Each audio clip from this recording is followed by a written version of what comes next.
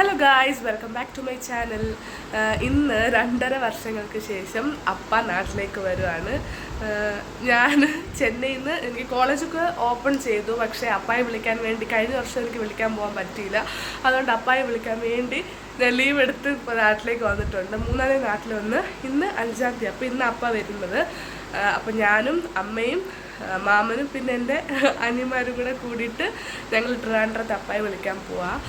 ഇത് എല്ലാവർക്കും ഇങ്ങനെ വലിയ സംഭവമായിട്ട് തോന്നണമെന്നില്ല. പക്ഷേ അബ്രോഡുള്ള കുട്ടികളുണ്ടാവില്ലേ നാട്ടിൽ, അവർക്കൊക്കെ അവരുടെ അച്ഛന്മാരെ വിളിക്കുക, അല്ലെങ്കിൽ ഇപ്പം അമ്മ ആണെങ്കിൽ അമ്മമാരെ വിളിക്കാൻ പോകുന്നത് ഭയങ്കര സന്തോഷവും എക്സൈറ്റഡ് ഒക്കെ ആയിട്ടുള്ള കാര്യമാണ്. എനിക്കും അമ്മയ്ക്കും ഭയങ്കര എക്സൈറ്റ്മെൻ്റ് ആണ്.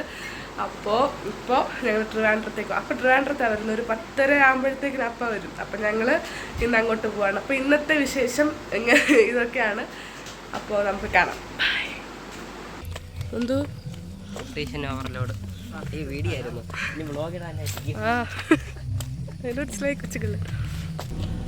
ഞാനല്ല, ഇടത്തെ സൈഡിലാണ്. നീ ഫ്രണ്ടിൽ പൊക്കെ നന്ദു. കാറിലിട്ടേക്കുന്ന പാട്ട് കേട്ടോ ഗൈസ്. കേൾക്കാൻ പറ്റില്ല, കാരണം അതിട്ടാൽ എനിക്ക് കോപ്പിറൈറ്റ് വരുവേ. അതുകൊണ്ട് ഞാൻ ഏത് പാട്ടാണെന്ന് പറഞ്ഞുതരാം. താളമയഞ്ഞു എന്ന് പറഞ്ഞിട്ടൊരു പാട്ടാണ്. പാടാൻ അറിയാമെങ്കിൽ പാടായിരുന്നു ഗൈസ്. നമ്മൾ വീട്ടുകാരുടെ കൂടെ പോവുകയാണെങ്കിൽ ഇമാതിരി പാട്ടൊക്കെ കേൾക്കാൻ പറ്റുള്ളൂ. പക്ഷേ ആ പാട്ടിനോട് എനിക്ക് അത്ര താല്പര്യക്കുറവൊന്നുമില്ലേ. അവര് ചായ കുടിക്കാൻ പോയി ഗൈസ്. എനിക്ക് വയ്യ, ഛർദ്ദിക്കാൻ പറ്റുന്നു. എല്ലാവരും കുറേ പേരുണ്ടാവില്ലേ, മോഷൻ സിക്നസ് ഉള്ള ആൾക്കാർ. ആ കൂട്ടത്തിൽ പെട്ട ഒരാളാണ് ഞാൻ. എനിക്ക് കുറേ നേരം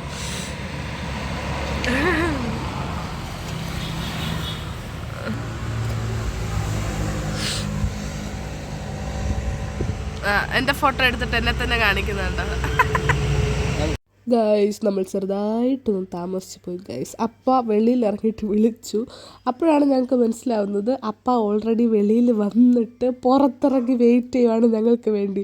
ഞാൻ ആക്ച്വലി പോയത് കഴിഞ്ഞ് എനിക്ക് അപ്പ ഉള്ളിൽ നിന്ന് വെളിയിലോട്ട് വരുന്നത് കാണാനാണ്. പക്ഷെ അത് പറ്റില്ല ഗൈസ്. 3 വർഷമായിട്ട് എനിക്ക് കാണാനേ പറ്റിയിട്ടില്ല. ഇതിന് മുമ്പുള്ള പ്രാവശ്യം ഞാൻ പോയില്ല. അതിന് മുമ്പ് ഇതേപോലെ അപ്പ ഇറങ്ങി വെളിയിരിക്കുമായിരുന്നു ഗൈസ്. പിന്നെ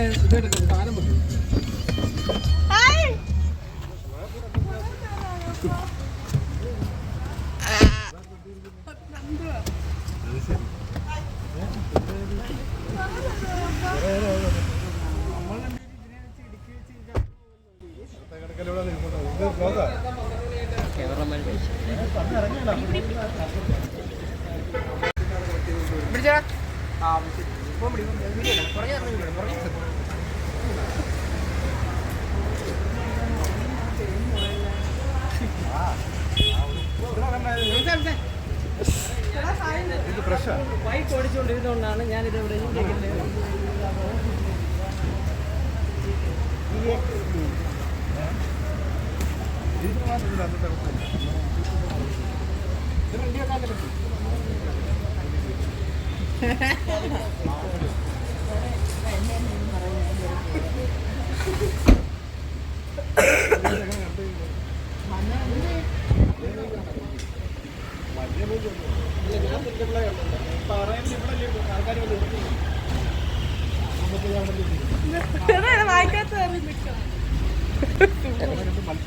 മതിയോ? ഇത്രയും നാൾ കഴിഞ്ഞ് വന്നിട്ടും എനിക്കും അമ്മയ്ക്കും എന്തെങ്കിലും പരിക്കൊണ്ടോന്ന് നോക്കാണ്ട് കാറിന് എന്തെങ്കിലും പരിക്കൊണ്ടോന്ന് നോക്കുകയാണ് അപ്പ. Typical boys mind set. അതെപ്പോഴും അങ്ങനെയല്ലേ വരുള്ളൂ. അപ്പയ്ക്ക് കാറ് വീട് എല്ലാം വൃത്തിയായിട്ട് വെക്കണം, ഒന്നും പറ്റാണ്ട് വെക്കണം, അങ്ങനത്തെ മെൻറ്റാലിറ്റി ഉള്ള ഒരാളാണ്. അപ്പം അകത്തുനിന്ന് ഇറങ്ങി വരുന്നത് കാണാത്തതിൽ എനിക്ക് നല്ല വിഷമമുണ്ടായിരുന്നു. ഞാൻ ഇവിടെ വരുന്നത് വരെ ഞാൻ അത് പറഞ്ഞുകൊണ്ടിരിക്കുമായിരുന്നു ഗൈസ്. അങ്ങനെ ഞങ്ങൾ വീട്ടിൽ വന്നു ഗൈസ്. മറിഞ്ഞു കിടക്കുന്ന ഇനിയുള്ള 2 മാസം അടിപൊളിയായിരിക്കും വീട്ടിൽ. പക്ഷെ ഞാൻ ഒരാഴ്ച കഴിയുമ്പോൾ പോവും. ഇത്രയേ ഉള്ളൂ. ബൈ.